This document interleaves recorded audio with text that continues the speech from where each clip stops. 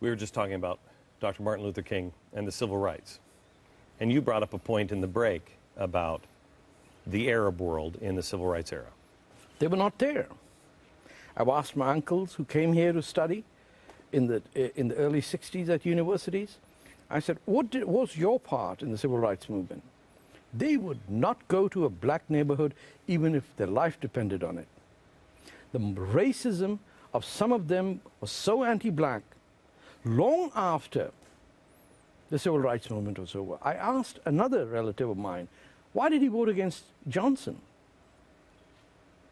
What made these people vote for President Bush in the 2000 election? It was anti-Semitism. The fact that a Jewish man could be possibly a president, as he was, Mr. Lieberman was on the ticket. Mm-hmm. What made these people endorse George Bush in 2000 and hate him in 2004? Where was the Queen of Syria? Queen of Jordan. Yeah, Jordan. She was an American. She was an Arab. She was born in this country. Where was she in the civil rights movement? She was in Wisconsin, right? Wisconsin, somewhere in one of those areas. Where was Professor Edward Said, the great hero of my leftist colleagues, a thoroughly learned man, a good representative of the Palestinian cause? But don't sell me civil rights movement when, while this was happening, nobody was out there because you wanted to distance yourself from black Americans. Okay. So tell me where we are headed. If America continues down this path, we don't make a change here, of course. We continue down this path. What happens to us? I'm not an expert in this area. I'm talking as an outsider, as a Canadian, and as a Muslim who was born in the Middle East. I'm terrified because what is there other than the United States of America? Nothing. It's the Russian billionaires and the Chinese oligarchs. In China, if the miners get collapsed and die in a mine, doesn't matter. The owner says, how much will it cost me to get 200 more miners? If the cost of saving them is more than the cost of hiring few, that is why 20,000 miners die every year in China.